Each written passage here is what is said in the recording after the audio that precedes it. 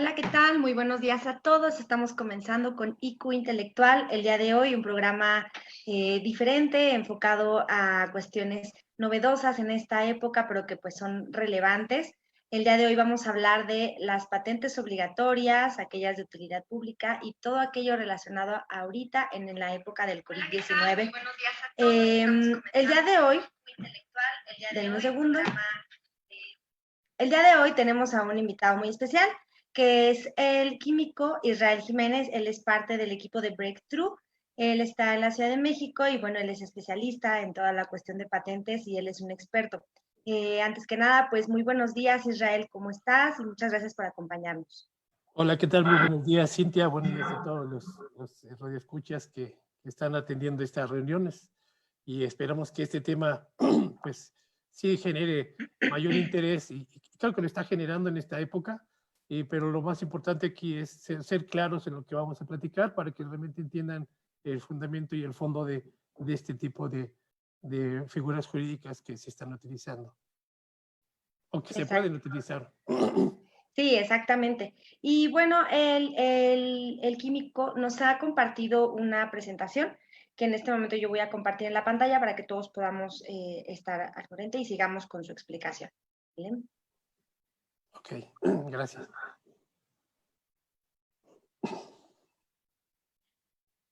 Aquí está la presentación. Sí, Y sí, está abre. abriendo. Está perfecto, ya abrió. Ok, Puede dar la siguiente, Cintia, por favor. sí, claro. Perfecto. Muy bien. Pues bueno, este tema, el cual estoy muy agradecido que Cintia me haya invitado a poder platicar con ustedes, es precisamente esta parte de las patentes. En el mundo de las patentes, principalmente y enfocado a lo que son las licencias obligatorias o las licencias de utilidad pública.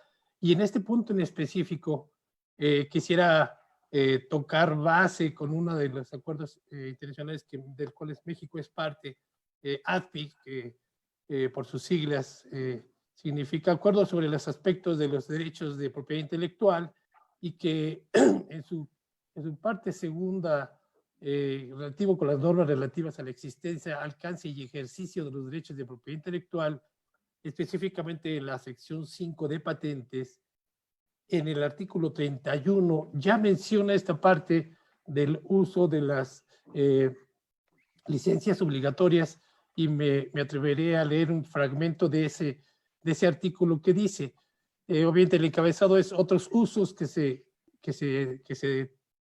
le dan a personas o a entidades sin autorización siendo no titulares de estos derechos. Está referido específicamente en situaciones de emergencia nacional o en otras circunstancias de extrema urgencia, como lo estamos pasando nosotros en esta pues en esta temporada, vamos a llamarle, ya no sé si llamarle temporada, pandemia o situación crítica a nivel mundial. No es únicamente en México, pero en esta ecuación pues nos vamos a enfocar en lo referido a nuestro país. La siguiente, por favor, Cintia. Y precisamente, como lo comento, este ordenamiento de ATIC, bueno, pues está orientado a incluirlo también en parte de nuestra ley, pero antes sí quiero hacer mención que en el mundo de las patentes, específicamente nuestra ley, en su capítulo número 2, en el artículo 25, señala concretamente que el derecho exclusivo de explotación de una invención patentada confiere a su titular las siguientes prerrogativas. Esto es muy importante.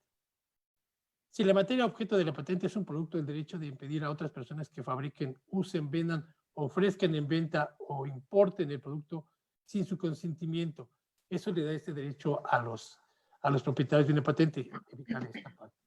Dos, si la materia objeto de la patente es un proceso, el derecho de impedir a otras personas que utilicen este proceso y que usen, vendan, ofrezcan en venta o importen el producto obtenido directamente de ese proceso sin su consentimiento. ¿Por qué quise leer primero este artículo? Para que entendamos por qué se generan o cómo es que se generan estas licencias obligatorias o licencias de utilidad pública. este punto también me da pauta, me da un espacio para poder aclarar estas dudas, porque, bueno, les comento, yo he estado en algunas charlas donde también se ha hablado sobre este tipo de licencias y parece que en ocasiones no se logra entender o captar precisamente qué diferencia existe entre lo que es una licencia obligatoria o una licencia de utilidad pública. Entonces, me voy a permitir hacer lo más claro posible para que realmente quede entendido este tema de estas diferencias. Y precisamente hay un capítulo, el capítulo sexto de nuestra ley, que es donde están las ordenanzas de este tipo de licencias.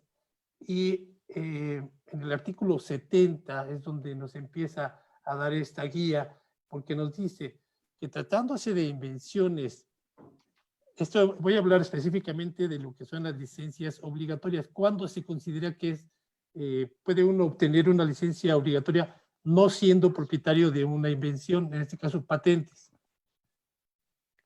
Cuando han pasado 3 años contados a partir de la fecha de otorgamiento de la patente, si el titular de este derecho no la ha explotado o no ha promovido que se explote a través de un tercero mediados por una licencia, pues es posible que un tercero interesado en esta tecnología pueda solicitar una licencia obligatoria al Instituto Mexicano de Propiedad Industrial, que es quien nos da entrada a todas las solicitudes relacionadas con dimensiones y marcas. Y de esta manera es como una persona o entidad puede inscribirse o solicitar esa licencia, dado que no se está explotando. Y el otro escenario es que contando a partir de 4 años de la presentación de la solicitud, según lo que ocurra más tarde, ya sea si se te otorgó y durante 3 años no la explotas, o si presentas una solicitud y durante 4 años no la estás utilizando, y si un tercero está interesado, como ya nos han comentado, es posible que se llegue a solicitar ante el instituto una licencia de este tipo obligatoria. Y el otro escenario, y que yo creo que es el que más nos ha estado interesando y nos compete más en este momento de la pandemia provocada por este COVID-19, la siguiente, por favor, Cintia, está referida en el artículo 77 del mismo capítulo de nuestra ley, pero en donde este artículo, exactamente en su segundo párrafo, nos indica lo siguiente.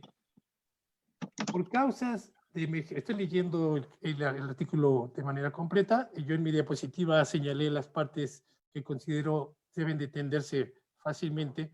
Para que una licencia de utilidad pública llegue a consentirse o llegue a obtenerse, deben suceder el siguiente supuesto, lo que está mencionando este artículo. El artículo 77 dice, por causas de emergencia o seguridad nacional y mientras dure esta, incluyendo enfermedades graves declaradas de atención prioritaria por el Consejo de Salubridad General. Esto ya ocurrió, es decir, ya se nos dio una ordenanza, una información en donde se ha generado esta situación pandémica, dado que, pues bueno, como ustedes bien saben, está provocando pues fallecimientos de un alto porcentaje de población, no únicamente en México, sino a nivel mundial. Entonces todo esto se está generando pues en la mayoría de los países en donde nos ha impactado este padecimiento. El instituto, en este caso el INPI, por declaración que se publicará en el Diario Oficial de la Federación, importante, se debe de publicar en el Diario Oficial para que se determine la explotación de ciertas patentes que estén involucradas en una posible cura para este padecimiento. Y este es un tema que también al final voy a comentar de manera muy puntual. Para poder, mediante la concesión de estas licencias de utilidad pública, en los casos en que de no hacerlo así, se impida, entorpezca o encarezca la producción, prestación o distribución de satisfactores básicos o medicamentos para la población. Es lo que yo les comentaba, es si es una formulación o una vacuna, una píldora, una suspensión que esté dirigida para atacar a este padecimiento, pues el gobierno mexicano puede tomar cartas en el asunto para poder buscar la generación de una licencia pública si hay empresas locales que estén interesadas en producirlo. El segundo párrafo es consideramos, y se ha discutido mucho, es el más importante porque dice, en los casos de enfermedad graves que sean causas de emergencia o atenten contra la seguridad nacional, el Consejo de Salubridad General hará la declaración de atención prioritaria.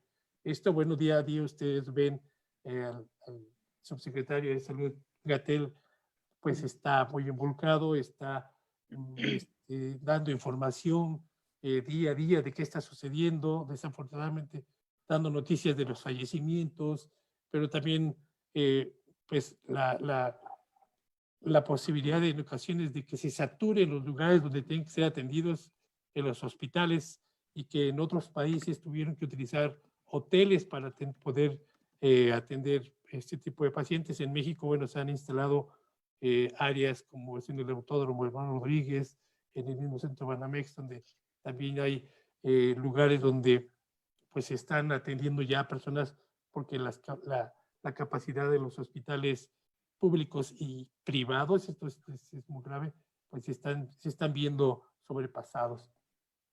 Entonces, comentaba, publicada esta declaratoria por parte del INPI, las empresas farmacéuticas, en este caso, si existiera una cura para esta patente, para este padecimiento, perdón, existiera la patente vigente, estas empresas podrían solicitar la concesión de una licencia de utilidad pública al instituto. Esto es importante también. Y la otorgará previa audiencia de las partes, es decir, el instituto tendría que estar viendo, evaluando que las empresas que estén solicitando esta licencia pues tengan la capacidad para poder cubrir las necesidades. Esto en caso de que suceda. Como les comenté hace un rato, les voy a explicar por qué. Obviamente, pues bueno, existe un plazo. El plazo, en la opinión del Consejo de Salubridad, es un plazo de no mayor a 90 días a partir de la fecha de presentación de la solicitud ante el instituto. Cuando las empresas se van autorizadas, pues bueno, tienen este plazo. Y una de las preguntas que se han generado en el caso de que se llegara a generar este tipo de licencias de utilidad pública es si el titular o los titulares de las patentes que existieran, ¿cuál es el rol de ellos en este escenario? Bueno, pues ellos también tendrían que ser parte de los que estarían desarrollando o produciendo esta posible cura al padecimiento que se está atacando. Esto solamente ocurre cuando la titular o las titulares de las patentes no tienen esa capacidad de cubrir estas necesidades para la población que lo está necesitando. Vamos a suponer es un escenario ficticio, que hubiera una patente vigente y que el titular no tuviera las capacidades establecidas, obviamente en México, la capacidad para producir, pues obviamente ocurriría este escenario que estamos comentando en este artículo. Y una de las cosas que también se ha comentado en los foros, en los webinars que hemos estado también siendo atendiéndolos como escuchas, con personas de parte de la gente que está en estos foros, pues es saber si realmente en México, y hablando, hacer un poquito de historia, si en México se han dado ya este tipo de licencias de utilidad pública. Yo personalmente estuve revisando y lo más cercano a lo que pudiera parecerse una licencia de utilidad pública, que también ahorita lo voy a comentar, que no ocurrió, fue se consideró pandemia, pero no llegó a generar, no fue tan agresiva como lo que está sucediendo actualmente, fue en el 2009.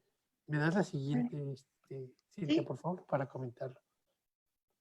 Este es el antecedente más cercano a esto que está sucediendo hoy en día, que fue la epidemia no fue pandemia, fue una epidemia de la influencia A1N1.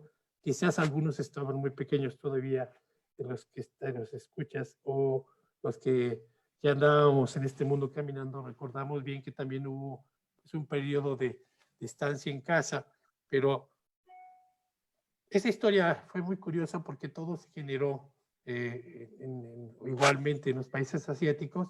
Sin embargo, cuando vamos a, perdón la expresión coloquial, vamos a expresarlos como si fuera como si hubiera sido un huracán, cuando tocó tierra este virus, precisamente fue en las tierras veracruzanas, en Perote, donde empezaron los primeros brotes de este padecimiento de H1N1. Y en 2000, eso fue en marzo, en abril de ese mismo año, pues hubo un crecimiento sorprendente, principalmente en ciudades como la de México, en aquel entonces todavía Distrito Federal, en San Luis Potosí, Estado de México. Pues cuando ocurrió todo esto, entre las autoridades de aquel entonces, pues sí se vieron también sorprendidos y vieron de qué manera pudieran atender a la población que en ese momento pues estaba padeciendo de esta situación de la epidemia.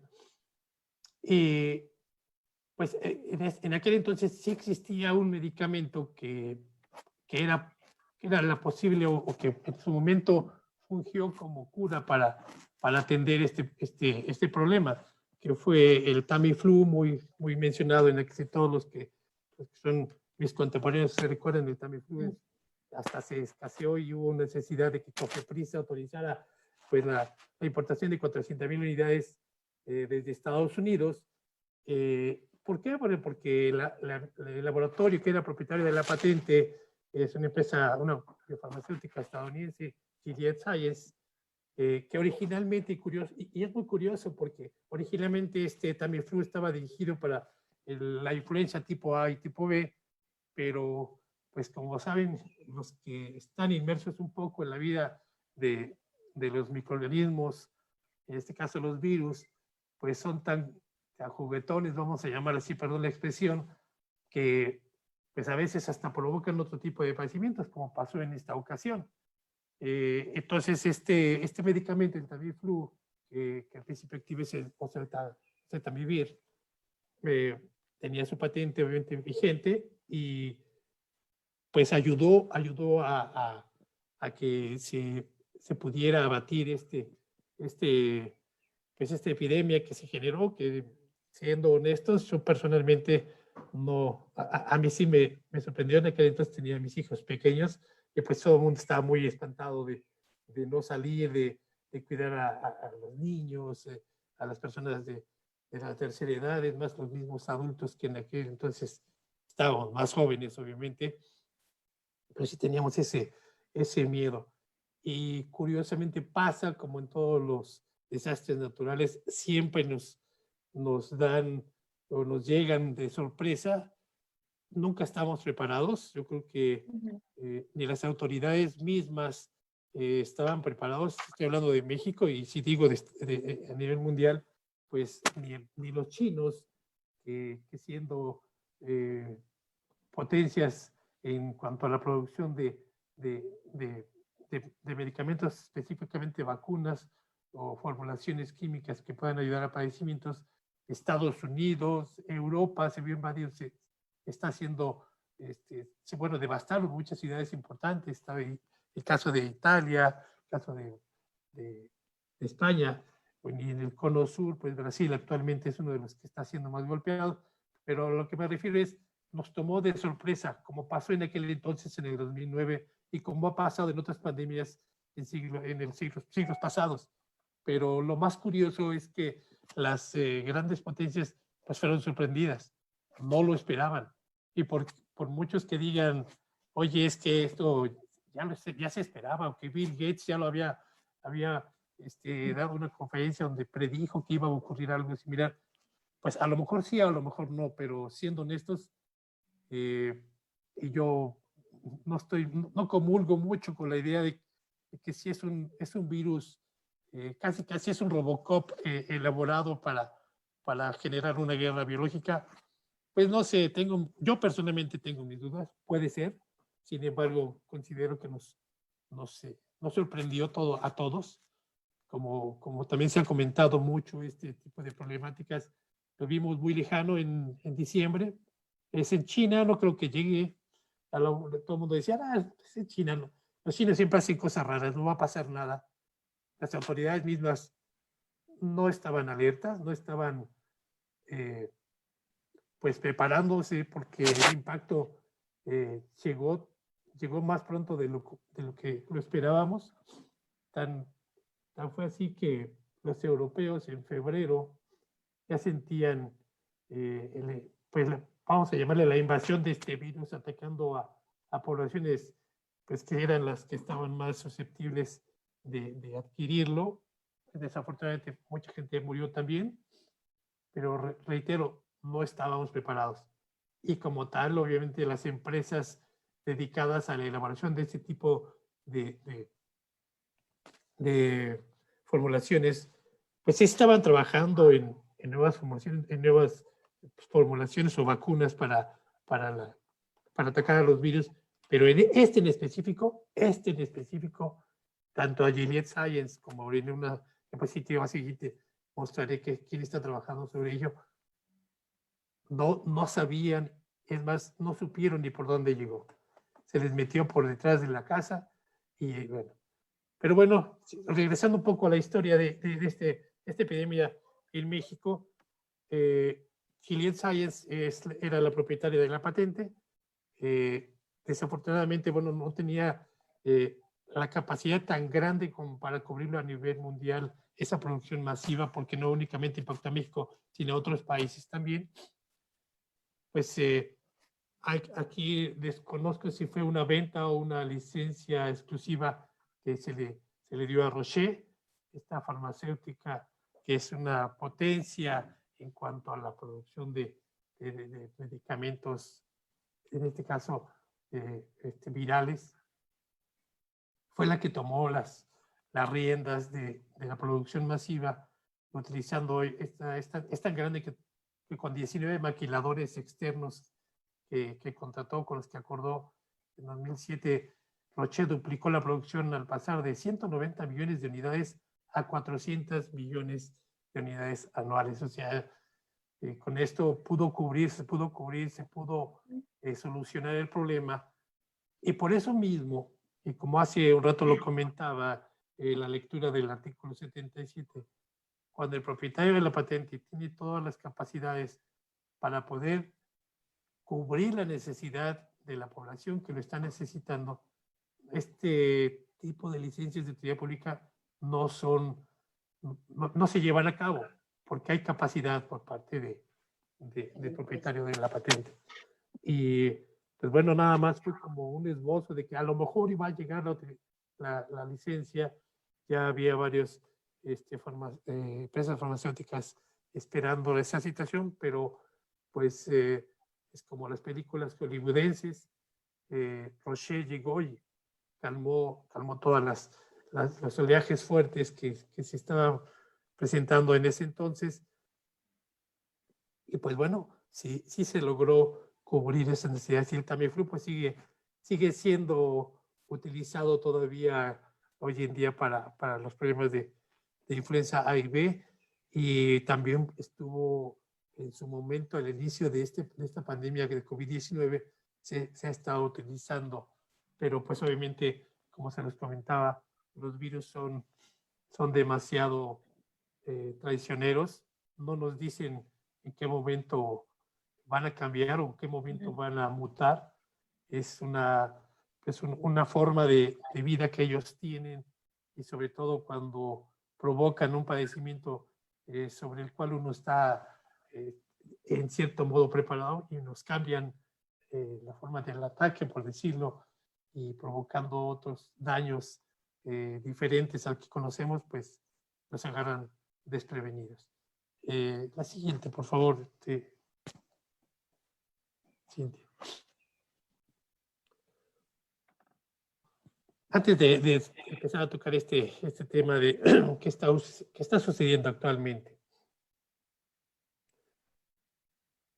siempre cuando ocurren este tipo de, vamos a llamar desastres naturales, yo llamo un desastre natural, las personas normalmente tienden a buscar un culpable o porque se generan este tipo de situaciones. Pero realmente, bueno, esa es mi opinión muy personal. Yo considero que las empresas tendrían, bueno, farmacéuticas en este caso, tendrían que estar, sí, viendo los comportamientos virales, y creo que lo están haciendo, de hecho ahorita les voy a comentar, lo están haciendo, pero no, desafortunadamente, desconocen el movimiento o el giro que van a dar, ya sea, en este caso, los virus, que son los más agresivos, y las bacterias. Entonces sí tendrían que estar teniendo, pues, protocolos de seguimiento. Pues, yo creo que lo tienen, pero a veces no lo manifiestan. Y yo como consecuencia de una, se confían mucho, de decir todo lo tengo controlado, eh, pues se pierden o se sientan, perdón la expresión, se sienten en su hamaca diciendo, pues aquí estamos, tenemos el mercado controlado, no hay ningún problema, no hay ningún padecimiento, y viene pues da el golpazo, ¿no? El golpazo que se ha notado. Pero actualmente hay empresas farmacéuticas pues, líderes en su ramo, en las creadoras de vacunas, que están trabajando en buscar una cura. O sea, hay unas que ya están como pruebas en una segunda fase, otras ya en tercera fase, otros están diciendo que ya la FDA les ha autorizado el uso ya en humanos, otros todavía siguen trabajando con los animales de laboratorio, pero específicamente las más importantes que yo investigué, que puede haber otros, pero a lo mejor esto no estaban disponibles porque hasta eso es secreto industrial, no quieren dar a conocer qué están haciendo. El que va más avanzado es el uso de este retroviral que se llama Remdesivir, que también es una vacuna que fue realizada por Gilead Science. Si se recuerdan, pues era la empresa propietaria del Tamiflu en 2019. O sea que es una empresa que ha estado constantemente trabajando, pero también no esperaban este golpe. Y siendo una empresa farmacéutica que ha dado pues los primeros pasos en busca de esta cura, pues es la que en cierto modo va más adelante, y de hecho ellos son los que tuvieron ahorita la autorización de FDA para empezar su fase 3. Esto de las fases 1, 2 y 3, y estoy hablando en términos de la farmacia, es las etapas en las cuales se encuentra ya el desarrollo de esta formación un poco más madura. Las tecnologías de vectores de Janssen, que tiene una asociación con Johnson y Johnson, también están buscando una vacuna que igual como me gustaría nada más brevemente explicar, este tipo de virus es un virus que se llama un virus de RNA que es la molécula que permite hacer esta réplica, esta duplicación de su contenido genético para inyectárselo a las células sanas y les va infectando. Bueno, es una manera de trabajar. Ellos casi todos ellos están trabajando en buscar la manera de evitar que se replique este RNA de este virus en las células sanas. Están impactando en la sección, en algunos de ellos, en la sección donde se une a la célula, otros están buscando tratar de modificar el contenido de este ácido ribonucleico, que es el RNA, para evitar que se llegue a replicar. Y pues bueno, estos laboratorios están igual en fases pues no muy avanzadas, estarán a la mitad del camino otros están propiamente a prueba y error, como pasa en todos los desarrollos tecnológicos, están en el prueba y error, pero no tienen como tal, ninguno de ellos no tiene como tal una patente. Caso de Moderna Labs, que es otro laboratorio de Estados Unidos, el CureVac Labs es otro laboratorio dedicado a vacunas, su nombre lo dice, y Sinovac Biotech Labs es un laboratorio de China que también ellos ya están, de cierto modo, también avanzados en buscar esta cura para poder tener la posibilidad de adquirir una vacuna y que no nos impacte a todos los que todavía gozamos de la fortuna de no ser infectados todavía con este virus.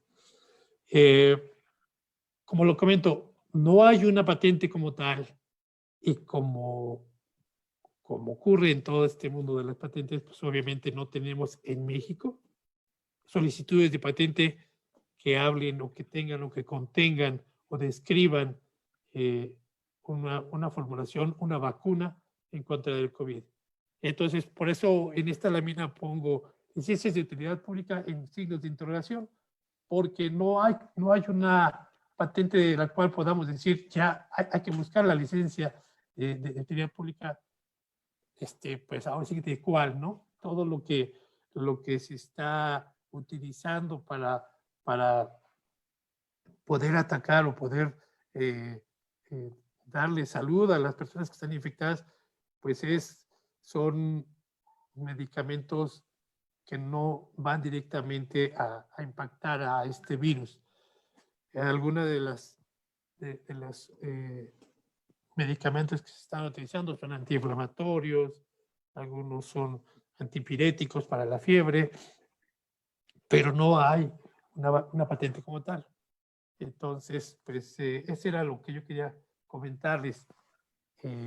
Esto es en México y en el mundo, porque obviamente las patentes, como bien saben, pues tienen pueden protegerse en todo el mundo, pero quien le dé o quien se adelante en esta carrera por buscar o obtener la vacuna para esta cura, pues como decía en un programa hace muchos años, con Pedro Ferriz, el papá de Pedro Ferriz de Con, en su programa, la pregunta de los 64,000 pesos en aquel entonces, actualmente sería la pregunta de los 64,000 millones de dólares, quien le vaya a dar a obtener esta patente o estas patentes, pueden ser una o dos, las que ellos obtengan para tener pues la fortuna. Digo fortuna para ellos, porque sí serían millonarios. Digo, ya lo son, pero tendrían sus arcas bastante llenas. Entonces, bueno, esos son los escenarios actuales. Que no les, porque yo he leído algunos artículos medios amarillistas en donde ya encontraron la vacuna, ya está, no es cierto. No es cierto, se los digo, estoy yo investigando, a esto me dedico ya 10 años y también cuando empezó todo este problema, corría o sacaron unos videos en internet en donde decían que esto ya se sabía, ya había una patente del coronavirus. Y a ver, cuando se hace una patente para un medicamento, para la cura de un padecimiento, se citan en ocasiones los nombres de algunos virus que pertenecientes a una familia.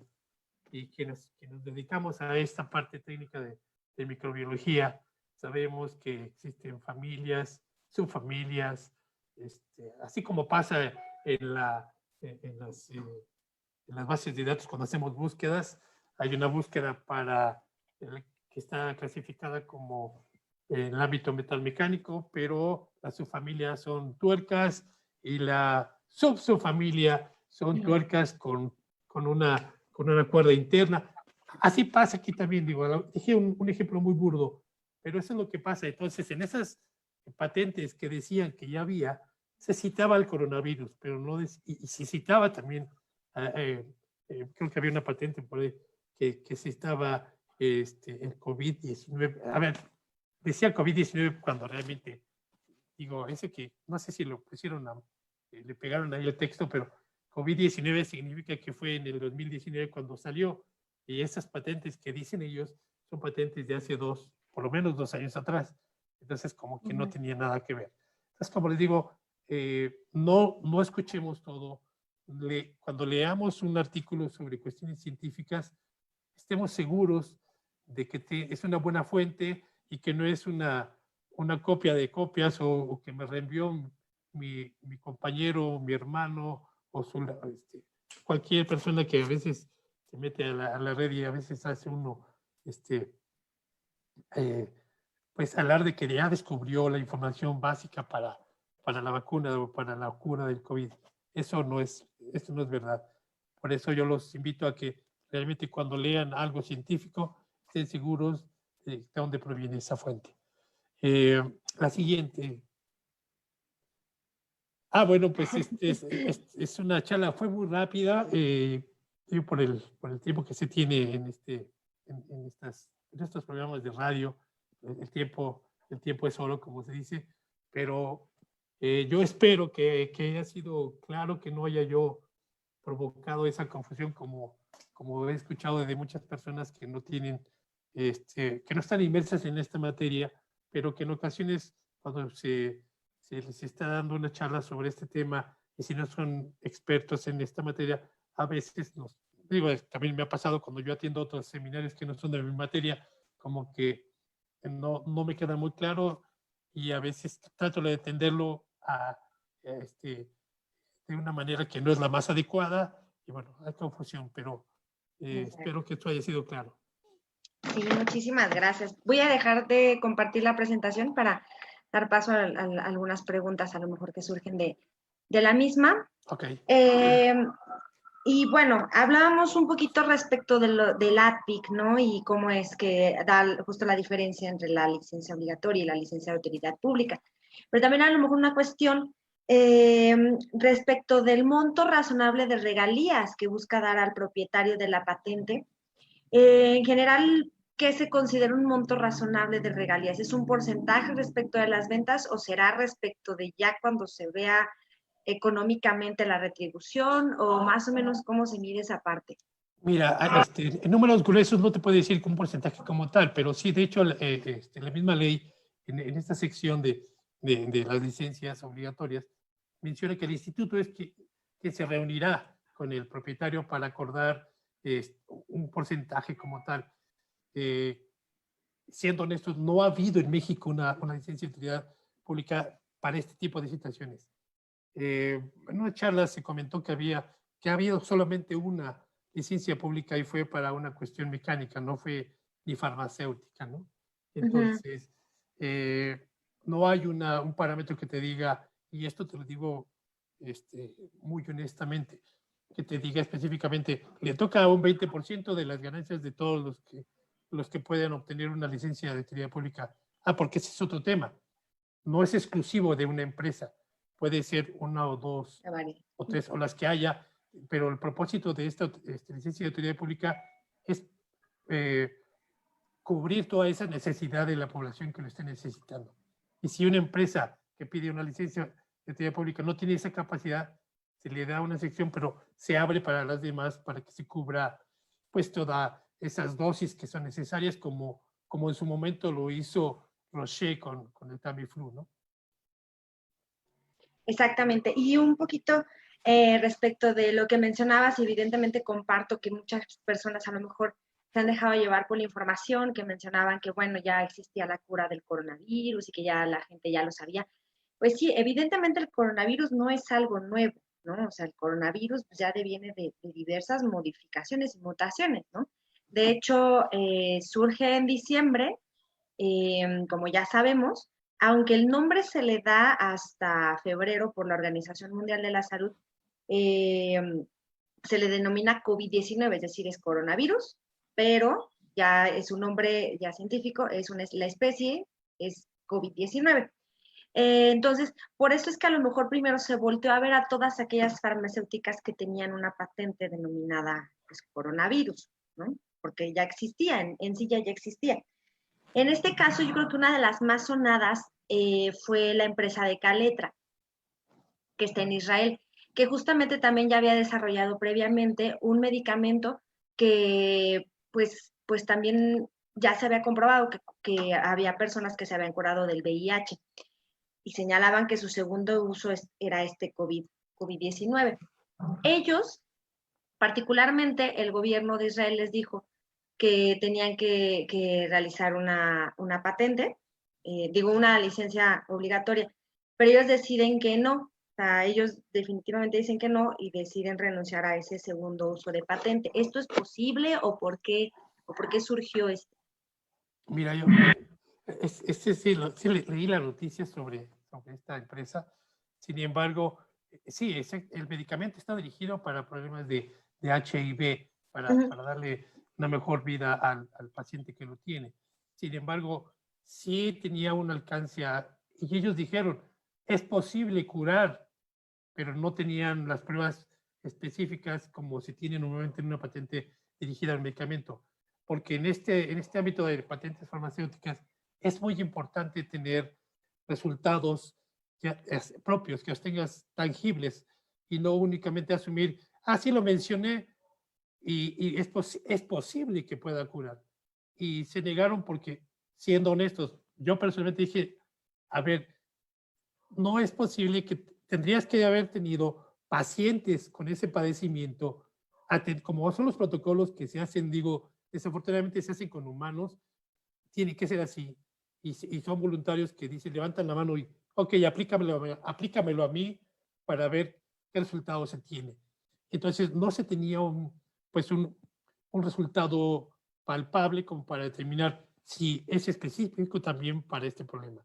Entonces, no, yo creo que aquí había una cuestión más bien de querer generar una distracción hacia este medicamento como para usarlo. Pero honestamente, estos laboratorios que acabo de mostrar están buscando la mejor manera de atacar al virus. El medicamento de Caletra no creo, de veras, honestamente te digo, no creo que lo tuviera. No creo que lo tuviera que fuera específico. A lo mejor era un paliativo más como los que han estado utilizando, pero no iba a curar, o no podría curar, no tendrían esas pruebas. Y ahora, por ejemplo, ya cuando se lleva a cabo una licencia, se puede escoger, como tú decías, a lo mejor de diferentes patentes y tiene que ser exclusivamente de medicamento o puede ser, como tú decías, producto y proceso y a lo mejor puede ser alguna que digas, bueno, yo considero que esta patente como cura tal cosa tiene que tener una licencia obligatoria. ¿Por qué? Porque sí es, yo creo que si se desarrolla, puede hacerlo. ¿O cómo determinan, cómo escogen cuáles son las que deben aplicar? Van a ser dos respuestas a tu pregunta y qué bueno que lo comentas. Y es un ejemplo muy claro y todo el mundo lo escuchó y lo vio. En Estados Unidos, General Electric era el propietario de las patentes de los respiradores y ellos sí abrieron su portafolio de patentes y autorizaron a varios laboratorios. Es más, hasta General Motors tuvo una sección donde estaban elaborando los respiradores. Estamos hablando de un aparato que son muy necesarios para darle la posibilidad de respirar al paciente que está contaminado. Eso fue en Estados Unidos. En México, obviamente, sí salieron muchísimas pequeñas empresas que por ahí decían que ya estaban elaborando, es más, hasta el mismo Club Politécnico, algunas instituciones educativas, la UNAM misma, estuvieron generando la elaboración de respiradores porque era necesario tenerlos. Pero la producción masiva es algo importante que hay que conocer. La producción masiva como tal, esa es una de las debilidades que pudieron haber tenido empresas mexicanas que dijeron, levantaron la mano, yo tengo un respirador, o yo estoy elaborando un respirador, o ya tengo un respirador, pero la necesidad es mayor, es mayúscula. Puedes producir, ¿qué te gusta? 100 al mes, pero tú sabes bien, y lo estamos viendo, se está incrementando el número de pacientes infectados con necesidades debe tener un respirador. Por ello, bueno, China ha estado, perdón, ha estado enviando mucho material a México, de los que ya lo utilizaron, respiradores principalmente. También hubo posibilidad de hacer bypass. Los bypass son las derivaciones para tener conectados a más de una persona con un solo respirador. También hubo una posibilidad de hacerlo. En México hubo desarrolladores, diseñadores que dijeron, yo tengo ya elaboré un bypass para que utilicen más de un solo respirador de un solo respirador para más de una persona. Entonces ahí pasa lo mismo. Sí, está muy bien, la creatividad mexicana está muy bien, pero desafortunadamente la producción masiva, pues híjole, tendríamos que ver si hay capacidades como para producir, ¿qué te gusta? No sé, 1000 por semana, que puede haber, pero desafortunadamente no llegó en ese momento. Creo yo que las licencias de utilidad pública están más enfocadas en cuestiones farmacéuticas. Sé que también los respiradores ayudan a mantener a las personas vivas, pero buscar la vacuna, teniendo la patente de la vacuna, pues ya se puede abrir. Esa es una de las cuestiones que yo veo y también lo comenté en su momento. Es bueno saber que tenemos gente muy capaz en México que pueda desarrollar y levantar la mano, pero desafortunadamente, como pasa y como está pasando actualmente, la parte financiera te impacta tanto, no tienes un apoyo para poder decir, levanto una nave industrial y a producir respiradores. No lo hay, desafortunadamente. Esa es la realidad. Exactamente. Y bueno, ya estamos casi llegando al final del programa, pero me gustaría hacer una última pregunta, porque después tenemos ahí algunos anuncios parroquiales, pero en referencia a la cuestión del INPI, en cuestión práctica, ¿estábamos nosotros preparados en caso de que nosotros tuviéramos que haber procesado algún tipo de licencia? ¿Pública de actividad pública? No, sí. Digo, honestamente, así como le pasó a la industria farmacéutica, pues a las autoridades mismas también les ocurrió. Con esto no quiero decir que haya un desconocimiento de que se tendría que hacer un trabajo arduo. A ver, también algo importante que en la ley está establecido y que es algo que a mí me pega mucho en la cabeza, que para poder obtener una licencia de utilidad pública tienen que suceder un cierto periodo de tiempo que es demasiado, para mí es demasiado, para que obtengas te van a decir, ok, preséntame tu solicitud y te doy 3 meses para darte una respuesta. Imagínate esos 3 meses, ¿cuántas personas van a morir?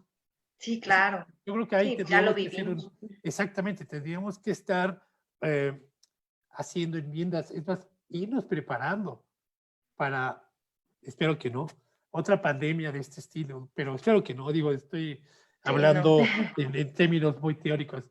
En términos prácticos tendríamos que ver de qué manera se aceleran esos periodos de espera para obtener una licencia de utilidad pública.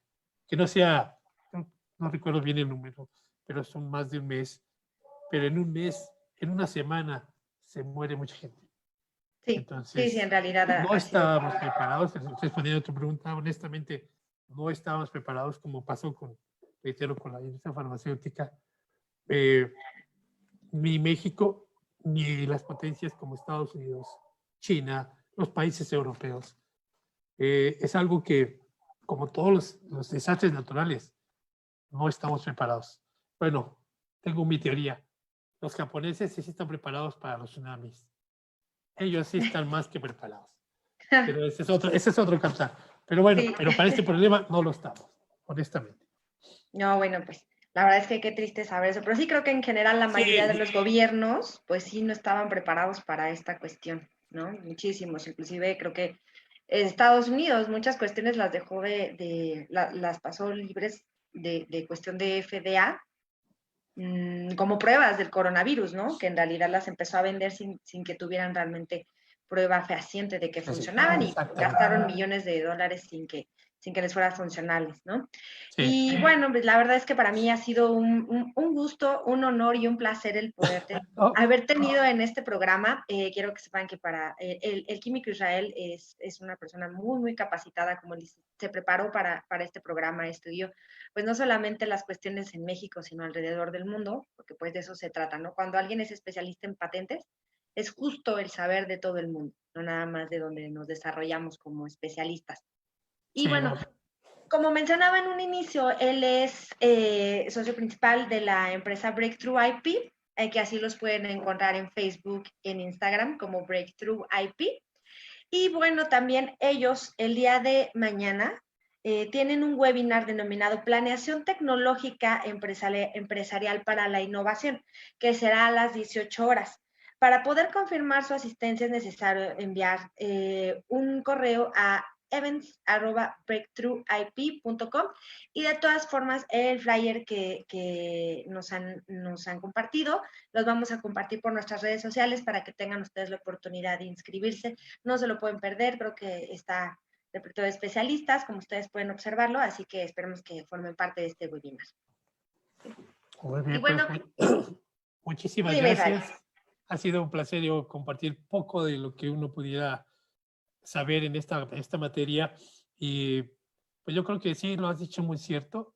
Hay que conocer lo que está ocurriendo también allá afuera para entender la realidad de que puede suceder en México, y que no nos cuenten como ha pasado con esta